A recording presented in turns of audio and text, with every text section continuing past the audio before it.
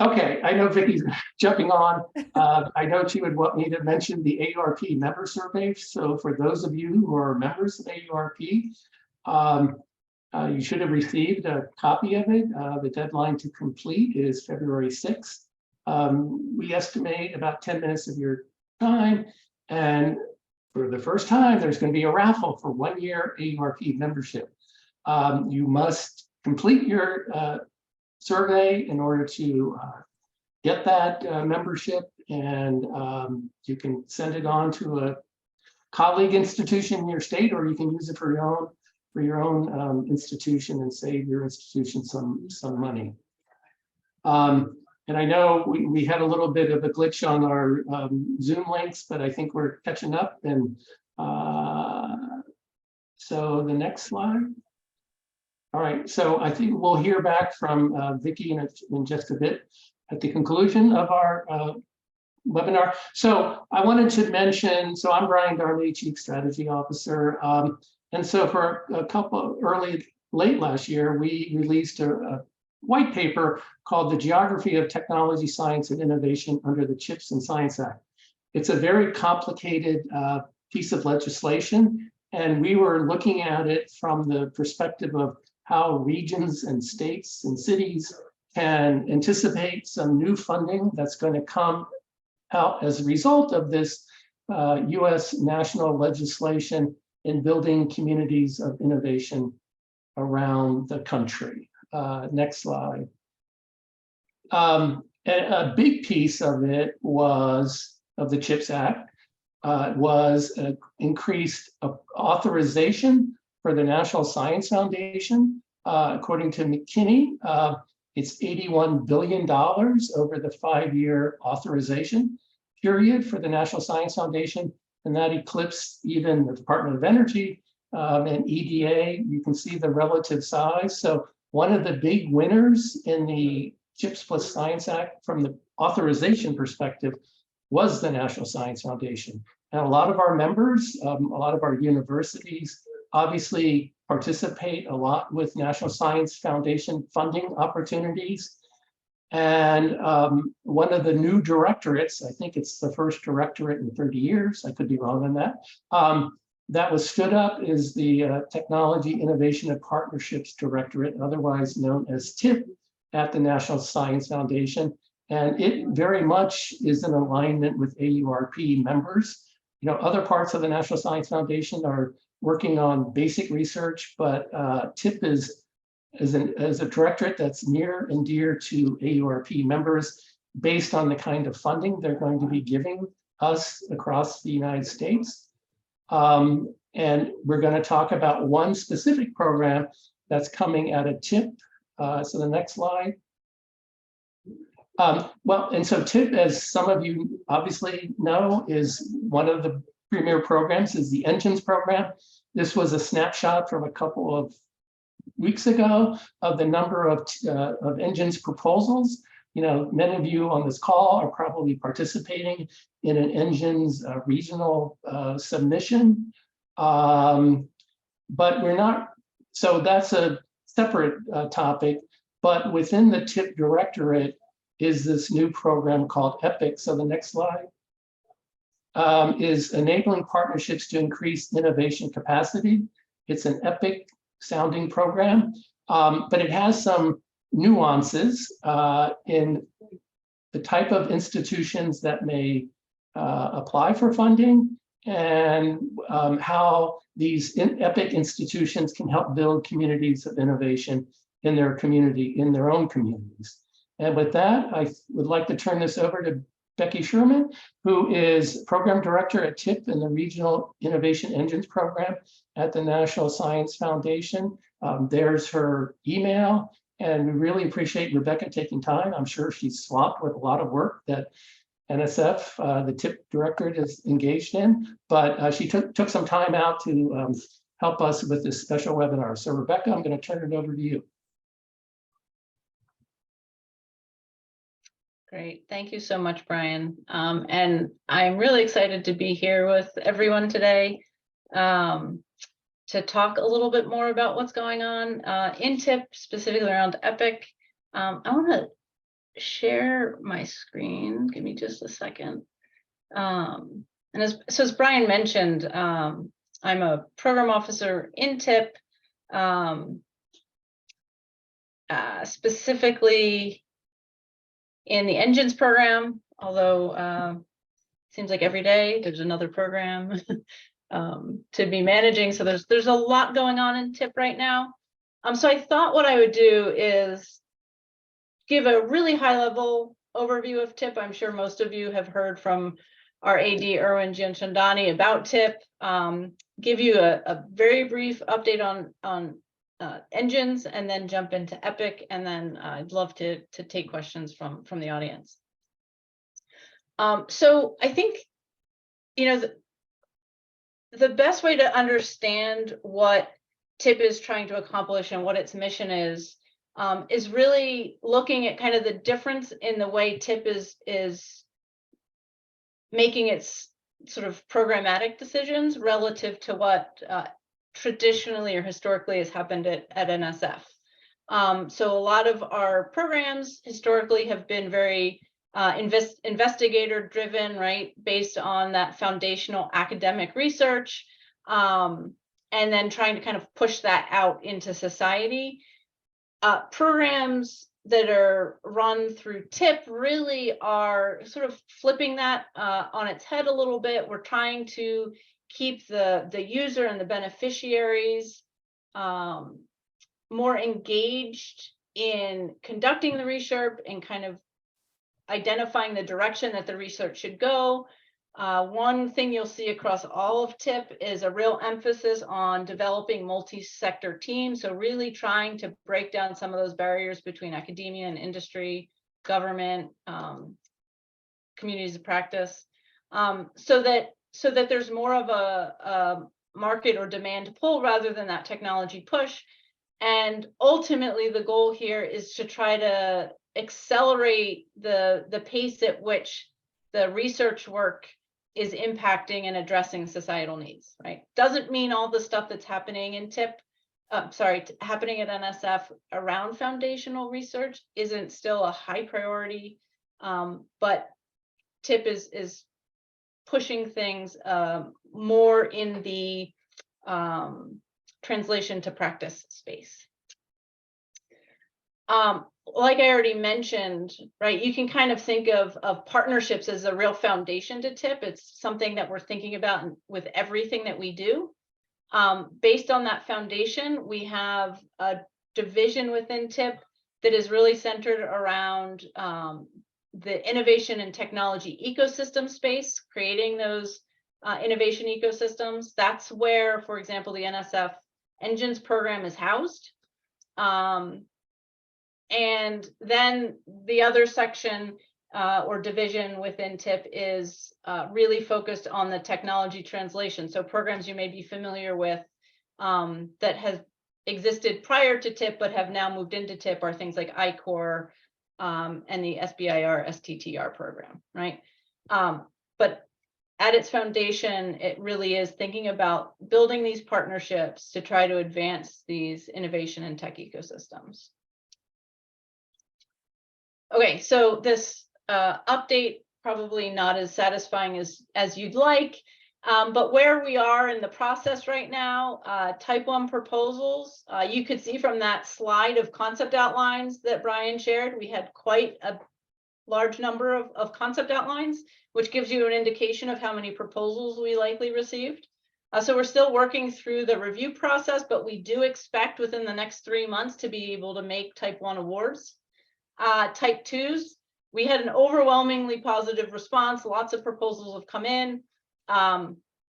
Still working on type 1s. So we anticipate the type 2 proposal awards. We should be able to make those by the end of the 2023 calendar year. So that's a little bit further off. So just to give you some context, Brian invited me here to talk about this new program, EPIIC. EPIIC really came out of a lot of the work that we did in the lead up to the Engines program, where we did a lot of listening sessions with a variety of minority serving institutions and two-year colleges where we were having focus group discussions around innovation ecosystems. Engines wasn't out yet, so we couldn't talk about engines because it wasn't public knowledge. But we were trying to have a dialogue with the various communities about how they would want to engage in their innovation ecosystems, what they perceive the barriers to be. And we connected with over 250 people from across 143 different organizations. We got a lot of input. And when we sorted through all the information that we gathered in these discussions, here are some of the things that really stood out across these diverse communities. There was a lot of conversation around the challenge to building partnerships outside of their community, right? HBCUs have been able to build some successful partnerships with other HBCUs, but getting outside of their community can be hard. They don't have the internal capacity to do a lot of the work that would enable them to get connected into their ecosystems. A lot of internal policy issues at NSF that create barriers. Some are geographically very isolated, which creates problems. And across the board, everyone talked about how important mentoring was. That to get over a lot of these challenges, they think mentoring, real sort of trusted, sincere mentoring is really important. So from all those discussions, we announced this new program, Enabling Partnerships to Increase Innovation Capacity. I can never remember that name. I just call it EPIIC. And really the goal of EPIIC is to broaden participation in these ecosystems by specifically supporting capacity building efforts at IHEs, their institutions of higher ed, with limited or no research capacity to create partnerships with external organizations within their innovation ecosystems. And of course, this is all in the context of emerging technologies and how they choose to plug into their innovation ecosystems is really for them to decide. Is it through workforce development efforts? Is it around R&D? Is it around translation? It depends on what the interest and need is from those institutions. So the structure, as Brian mentioned, is a little bit different from most of your other types of funding opportunities at NSF. If anyone's familiar with ideas labs that have come out of NSF, the structure of an ideas lab is what really was kind of the inspiration for this. We plan to make up to 15 full proposals, awards. But those will be done in sort of a collaborative effort. So within those 15 awards, we would like to see up to 50 institutions being a part of those 15 projects, where each university can get up to $400K over 3 years. We'll come back to a lot of the details here, but the primary eligibility constraint is that you have to not be considered an R1 or R2. So if you're a non-R1, non-R2 institution, according to the 2021 Carnegie Classification of Higher Ed, then you would be eligible. And then we're specifically saying those MSIs, predominantly undergrad institutions and two-year institutions that fall within that eligibility criterion would be strongly encouraged to consider applying. We're also encouraging those organizations that fit the eligibility and are connected, like maybe you're currently connected to an engine proposal, or you know of a proposal in your region, but you weren't able to connect into an initial proposal, to consider this program as well. Okay, so this is where we get into kind of the unique structure of this program. So the first phase is the preliminary proposal, and what do I want to say here? So I'll just start with this. So submission of that proposal indicates that you're going to be available for the other steps of the award process. This would be submitted with a single PI from a single institution. So they're not collaborative proposals. It's a short 3-page preliminary proposal, which is what I want to spend the bulk of my time talking about. But if you're then invited, if your preliminary proposal gets accepted, you're invited to attend a series of EPIIC workshops. This is phase 2. There's virtual and in-person workshops where you're going to be ideating and co-creating project ideas with the other awardees.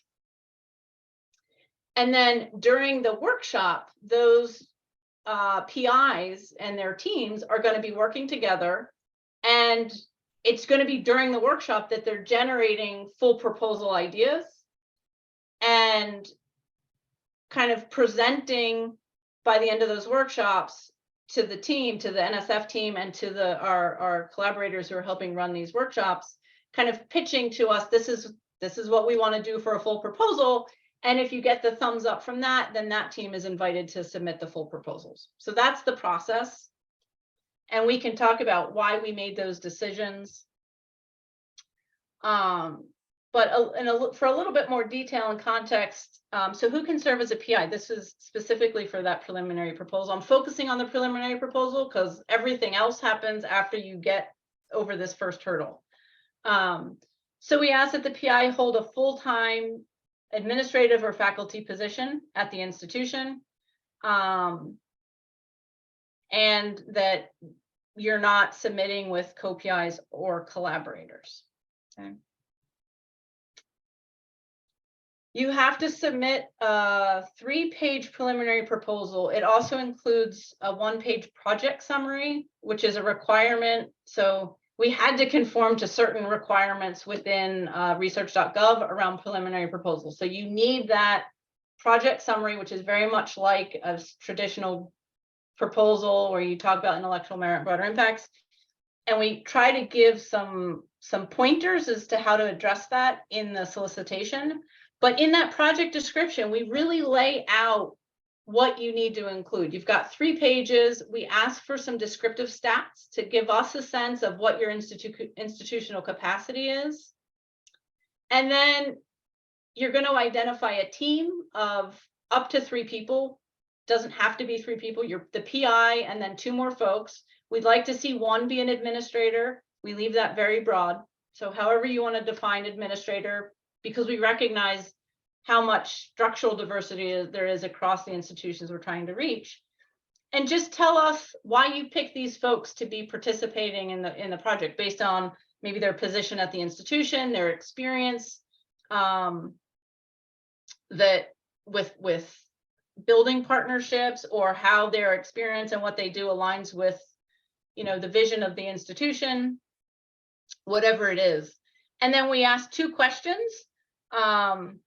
What do you want to gain from participating in this activity, and how do you currently engage in partnerships? And then, of course, anything at NSF needs that broader impact statement. So a bit on that as well. We also, as part of the descriptive stats, we do ask if you are a part of an engine's proposal to give us that information, which proposals you're on. And then we're going to review all these preliminary proposals and select teams based on an institution's need for capacity building in this space, and their answers to the questions that are posed here. Right, so we're not asking for any budget. The biographical sketches and pending support for the 3 team members included, no appendices, no supplementary docs. So we're trying to keep that preliminary proposal as straightforward and simple as possible. Of course, it is going through the regular mechanisms at NSF, so you would need a UEI and those sorts of things. And no cost share, right? Becky, no cost share. No, well, there's no budget.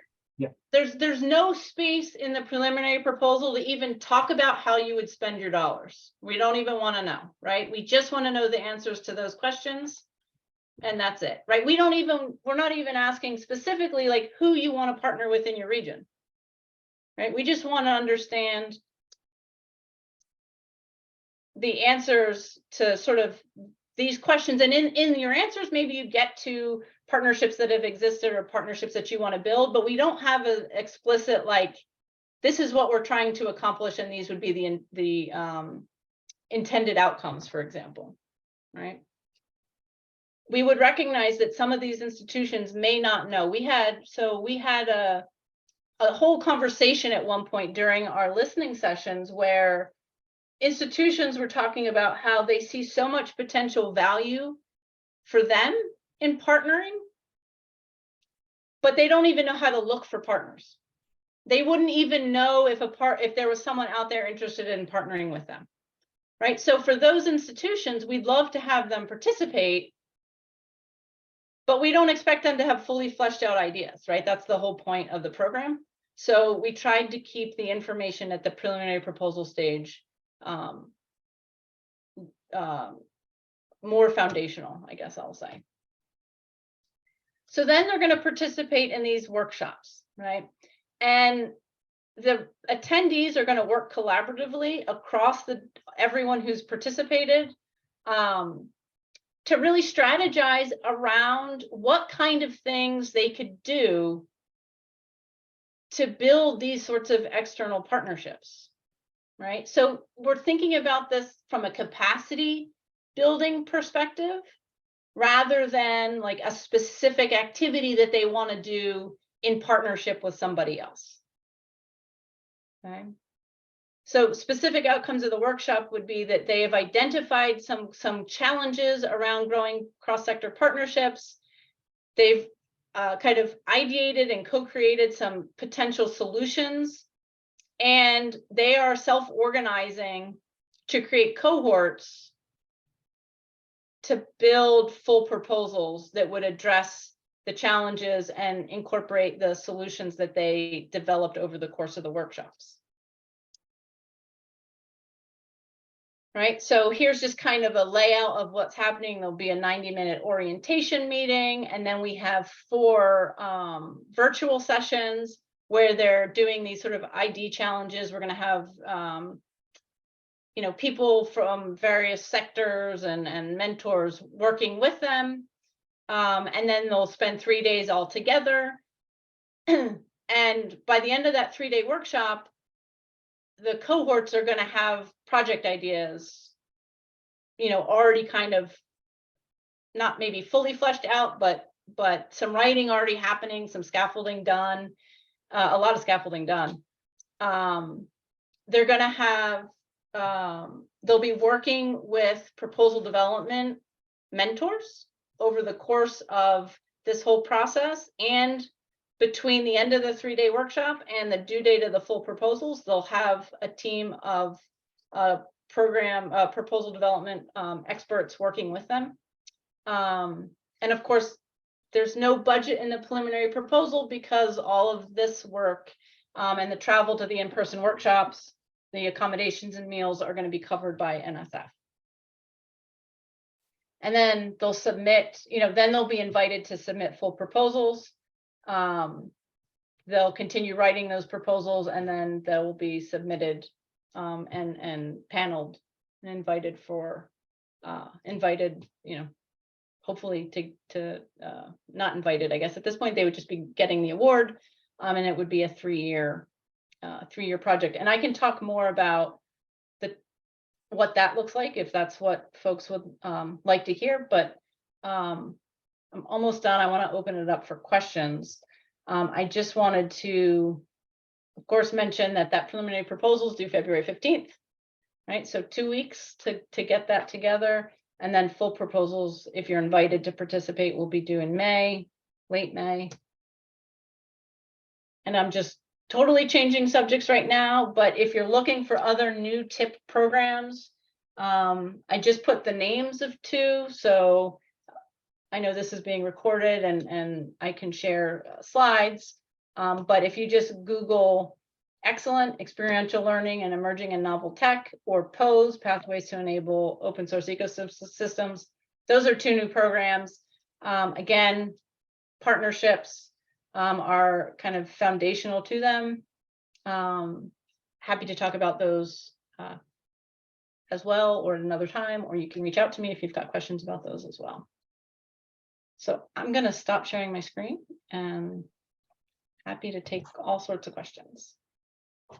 Great. Well, thanks, Becky. I think we're going to have time for some Q&A. I think you could just unmute yourself if you have a question, because you don't need to post it in the chat. So any of our guests have any questions they'd like to ask Becky? This is a pretty unique opportunity to talk to a major person at NSF directly, and any questions? Well, and Becky, I'll just start. What are you expecting? I guess it's a little hard, but you've had webinars and things. Are you expecting this to have a lot of demand like you have for the Engines program? And how can our members, who, if you're an R1 or R2, I assume we could help by making sure institutions in our local ecosystems know about this, and to try to prepare and submit a proposal by February 15th? Yep, absolutely. So it's very hard for us to gauge here. I think TIP in general is just getting a lot of attention right now. So numbers seem to be really high at webinars and all sorts of things. And like at our EPIIC introductory webinar last month, we had a lot of large universities that are not eligible for EPIIC. And so it's hard for us to gauge based on those numbers, are they intending to go out and, as you were just saying, like go connect with the smaller institutions in their region and encourage them, support them, help them get engaged in this program? Or were they kind of tuning in and saying, oh, this isn't for us, and that's it, right? So I guess for institutions that are eligible, I think the biggest thing here is that all of our efforts are centered around creating opportunities for those institutions to spend some time thinking about what it is they want out of partnerships, and then getting some expertise in the room to figure out the best way for them to get what they want, and building a proposal around that, rather than saying, okay, this is what's happening in my region, and this is what they want from me. And this is how I can get connected. It's an opportunity to say, this is what's happening in my region, and I want to leverage that, right? But this is how it would benefit us from connecting. And so we're trying to create space for that, and we recognize that institutions may not have the time to think about that. They may not have the capacity to think about that. They may not have the expertise to strategize around that. And so we're trying to create that opportunity through this. And it seems like it's a good time because NSF is investing in these regional innovation ecosystems, right? So we want them to figure out ways to get plugged in to what's happening in their regions. Yeah, and AURP, we have a new program, to encourage HBCU members and others to come to our conference. And Vicki, do you want to talk a little bit about that? Right. I was just going to say, yeah, sorry, we have dueling computers here. Yes, Vicki Palmer with AURP. So happy to have you all here. But yes, we have and Dan Duncan's on the line too, our Regional Development Partnership Program, which we have just rolled out, late this fall, which is an opportunity to partner with and really, expand upon your partnership with other HBCUs, MSIs in your regions, and we will have a scholarship that'll bring them into our network then and invite them to our program. So this is like a great partnership between NSF and AURP then too, to really look at some of these partnerships that are going to be happening within our membership, to really expand upon, and grow those relationships. So yeah, I see a lot of opportunity there. That's really exciting to hear. And I guess one of the things that the way we've structured the full proposal piece is, so we are kind of leveraging a peer cohort model. So we're saying like you want to work in teams and submit these collaborative proposals. But we would anticipate that for each institution, they have their own institutional goals around capacity building. But if they're working together, how can they leverage what each other's strengths are, what's in their regions, to try to help them all gain expertise and knowledge? And I could see something like that, right? Like you could see a team, a cohort thinking about, well, who are the organizations that through this grant, we can all together try to get in front of, to learn about their opportunities that they can provide, or can we work with their members to get us linked into where we want to go? You could see that being embedded in a full proposal, for example, but those institutions are, you know, hopefully because they're working together could attract that attention from those sorts of organizations like AURC. Yeah, as a matter of fact, in the appendix of the AURP white paper, I think we list 13, I think is the number of organizations that kind of are, that have different, you know, some of them focus on IP, some of them are more incubators, some of them, but most of them are nonprofits, and, you know, they're all part of ecosystem building.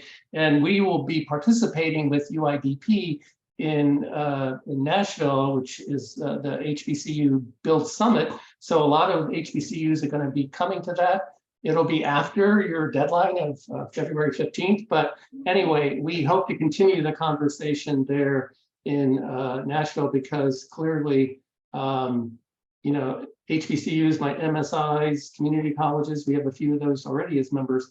You know, they all play an important role in building these regional ecosystems.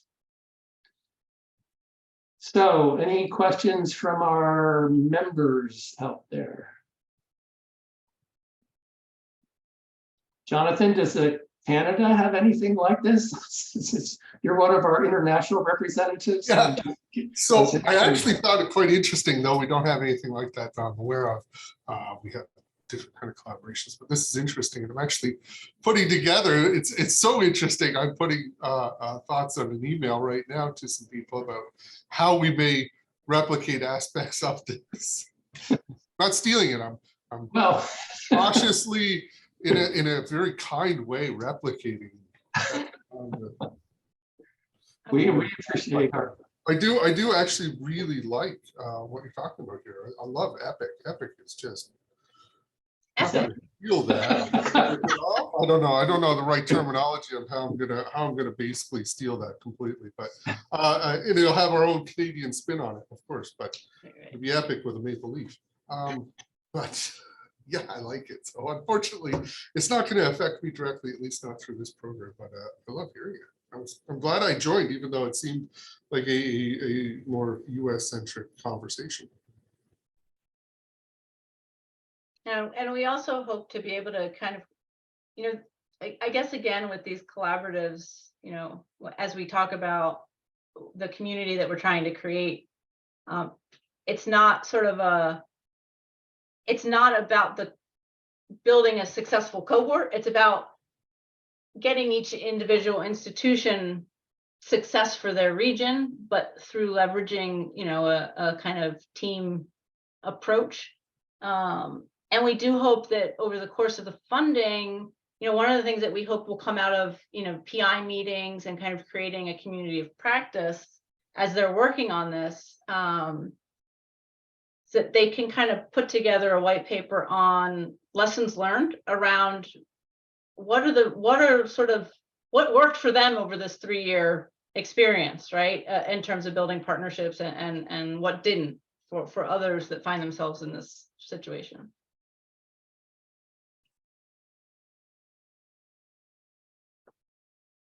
Well, great. Any other questions from our members? Well, I guess too many. Becky, can we reach out to you separately on this topic? If because I can see a few partnerships going, and I'm from Monroe, Louisiana, small town, but we are pushing our region more towards pharmaceuticals and a little bit on chip. But I think we will stay with the pharma research, chemistry, biotechnology, and that's the strength, to be honest, of our community. We are in very early stages, but I think our campuses definitely have to recheck. We are not R1, we are not R2. So that qualifies. We have community college within 5-mile radius. So that's 2-year program. We have HBCU within 30-mile radius. So that's another, I'm just checking those boxes, kind Yeah, of going back and reading. So it's a lot to digest, and I was going through while you were presenting it. Now, what's the requirement? Right. So you may hear from us because of the shorter deadline. Mhm. And sometimes it's challenging to just go and explain to campuses what exactly we are. What's the award ceiling, or what's the minimum or maximum once the proposal is accepted? Anything on that direction? Yeah, so we've structured this also in a little bit of a strange way. So we basically said it'll be up to 400K per institution. But, and this is for the full proposal, right? Because there's no budget for the preliminary, but we don't know how big each cohort that contributes to a project is going to be. So that's why we are thinking like it'll be per institution. And if there's 3, it'll be 400K for each. If it's 5, it'll be 400K for each. It kind of depends on how they want to get together, and if they want to submit as collaboratives, if they want to submit as a single with sub award. It's what works best for them. Yeah, so that's kind of the approach. No, I think you answered. So again, so we are not proposing any research, but we are going more about ecosystem, how we can collaborate. Is this first time this grant is coming out, or something has done in the past? Or No, this is entirely new. The structure's new. Yeah, a lot of new territory being forged here. Gotcha. No, I appreciate it. That's a lot of information to digest for sure. But thank you.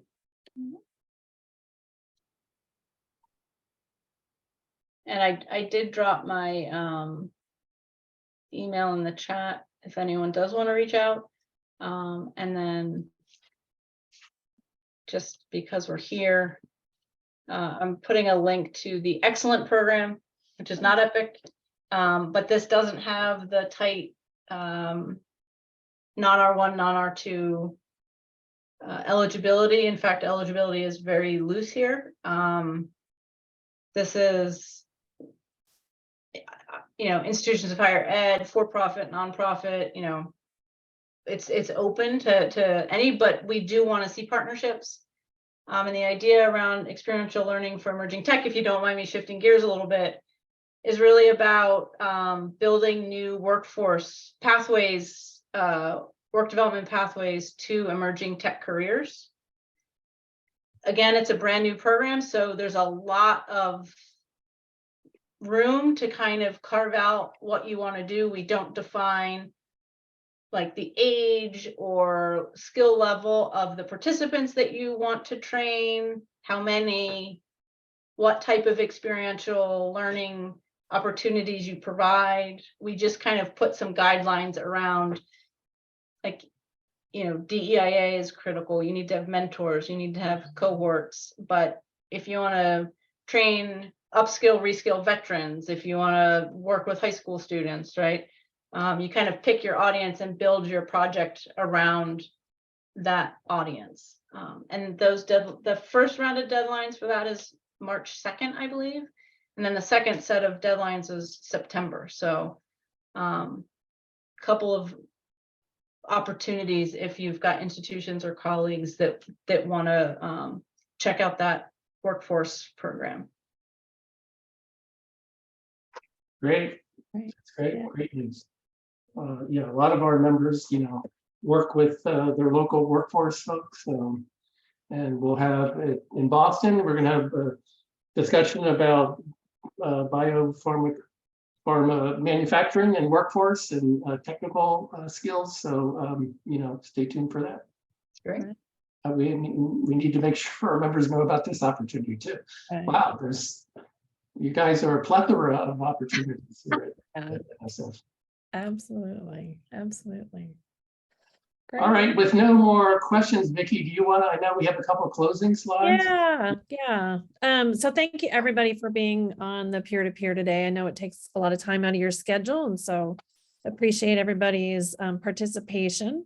And I know that Brian was mentioning it earlier, but we do have the membership survey. So if you have recommendations about topics like this or other ones that you'd like to talk about it, our peer-to-peers or programming, or, you know, what we're doing well and what we can improve upon, or new programs, we definitely would appreciate everybody's feedback on that. And again, the dangling carrot is the membership for the year that can be for yourself, or if you want to pass it on to a local institution as well. That would be fantastic. So, but thank you for everybody's participation with that. I know that we have just a couple event slides to talk about. We only have a few seats remaining for spring training, and I will tell you it's supposed to be about 71 this weekend, just a little brag moment. So if you want to come out to some sunshine, you know, we're gearing up for the big football game coming up in a couple weeks. So we have that, and then we'll be looking forward to some spring baseball, as well as all the programming, which really is just an amazing schedule. So again, just a few seats left with that. And don't forget, we're going to have a representative from TIC speaking at spring training. Right. Yes, so that's Right. Thiagi. yeah. So that'll be a great you know, follow up to this, and Right. we hope to, you know, have a great conversation. Right. We have the BioHealth Caucus, which Brian has mentioned. Registration will be opening up shortly, and we thank our sponsors, Fulton Bank. We have Tedco and Sterling Bay, so thank you for your sponsorship.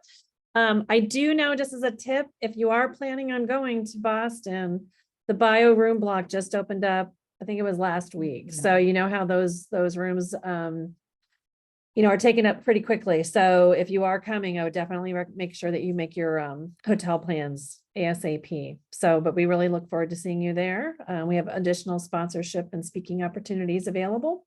Our annual conference will be at the University of Delaware. We have a day that'll be down in Newark at Star Campus, and then we'll be all the other programming will be at the Hotel DuPont, the historic Hotel DuPont up in Wilmington. Call for presentation proposals will be coming out later this month, so be watching for more information for that. But just learning more about the story of the, you know, public-private partnerships in that area, the resurgence and regrowth from the old Chrysler plant, and DuPont factories. It's just an amazing story. So again, we invite you to participate there. So we look forward to seeing you throughout the year. We have any others? Oh, no. Okay. As we mentioned, we have that regional partnership development program, you know, as a partnership scholarship. So if you have any questions about that, we do ask our members to put forth a potential partner. We have the Air and Space Caucus. We have a Clean Tech Caucus, which I know is not on here, that we're rolling out, Ag Tech. And then we have the new 101 on-demand digital series that will be coming out. It's been a labor of love, and hopefully that'll be out in the next week. So we'll be looking forward to working with you all throughout the year, and appreciate everybody's participation this year. So thank you. Thank you all for being here today. And if I don't see you before then, I look forward to seeing you at the next peer-to-peer. Goodbye. Thanks.